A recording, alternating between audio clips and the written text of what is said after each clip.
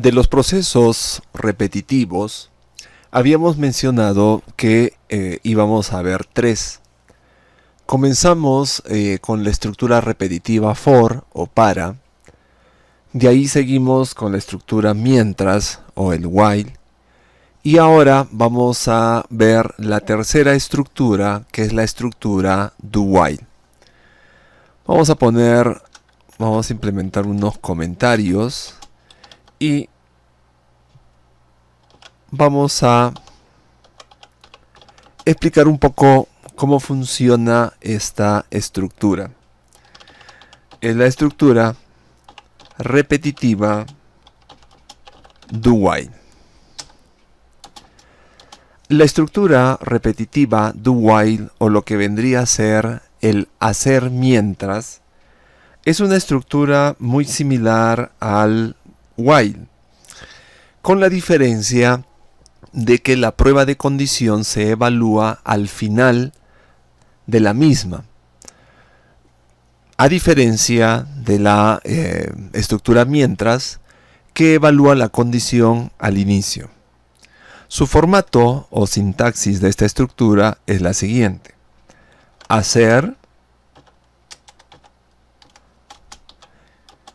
mientras una condición, punto y coma. Todo lo que vaya entre estas dos palabras reservadas van a ser las instrucciones que se van a ejecutar mientras dure el proceso repetitivo.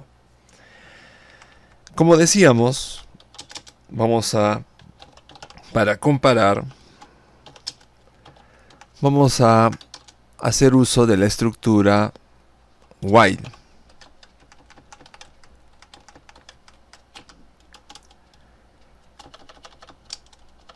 En el caso del while, la prueba de condición se evalúa al inicio.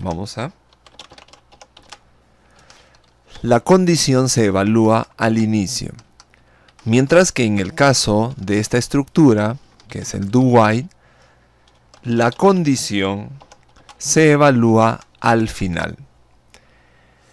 ¿Cuál es la diferencia?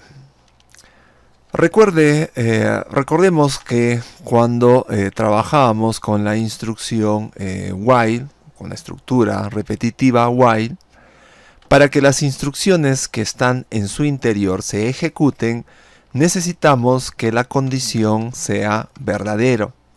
De tal manera que si la condición es falso, pues terminaría el proceso y no se ejecutaría ninguna de las instrucciones que se encuentran dentro de esta estructura.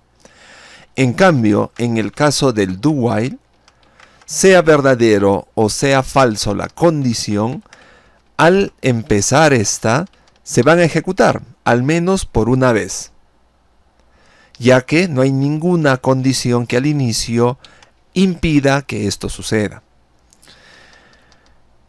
¿Cuándo se van a repetir las instrucciones con el proceso repetitivo do while? Las instrucciones se van a repetir mientras la condición sea verdadero, similar al while. Es decir, si esta condición es verdadera, entonces se repetirán las instrucciones que están dentro de esta estructura. ¿Cuándo finalizará? Cuando la condición se torne falso, o sea, falso. Entonces, después de dicho esto, vamos a crear un programa en el cual podamos ver su funcionamiento. El programa que vamos a realizar a continuación va a ser un programa que liste los números del 1 al 10. Entonces, comenzamos definiendo o declarando nuestra librería.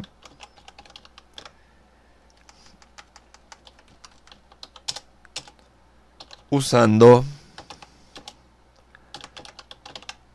el nombre de espacio std y definiendo nuestra función principal con el valor de retorno. Muy bien. Entonces vamos a declarar variables. La variable que vamos a usar en este caso va a ser una sola, que se va a encargar de controlar el número de repeticiones a efectuarse. Entonces vamos a llamarla pues J. Seguidamente, después de haber declarado, pues vamos a inicializar el valor de J. El valor de J inicialmente va a ser 1. ¿Por qué? Porque deberemos listar los números del 1 al 10. Entonces, el primer valor que asumirá J es 1. Seguidamente, vamos a implementar el proceso repetitivo do while. Do, hacer, llaves,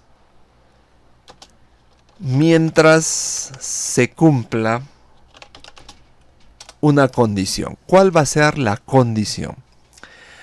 Recordemos que el proceso, las líneas o las instrucciones que se van a repetir con esta estructura deben ser mientras la condición sea verdadera.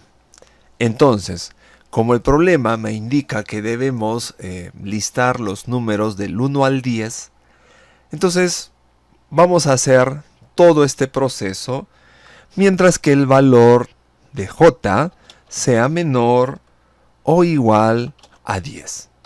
Entonces, considerando de que inicialmente J vale 1, vamos a ver si esta condición es verdadera o falso. 1 es menor o igual a 10, verdadero. 1 es menor que 10. Entonces, por ser verdadero, se ejecutarían las instrucciones dentro del do while, las cuales vamos a proceder a implementarlas.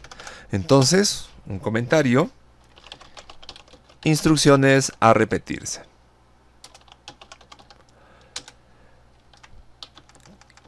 ¿Qué instrucción necesitamos que se repita? Que se imprima el valor de J. Entonces esto lo hacemos a través de un cout J, y para que los valores vayan uno debajo de otro, le agregamos el atributo endel.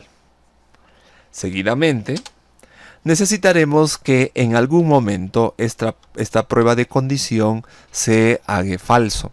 ¿Y cuándo se hará falso? Cuando el valor de J sea mayor que 10. Por lo tanto, un comentario en el cual vamos a indicar qué es lo que vamos a hacer a continuación. Vamos a incrementar el valor de J en 1. Entonces, lo podemos hacer directamente a través de un J más más. Muy bien, esto sería todo el programa. Entonces vamos a compilar y ejecutar.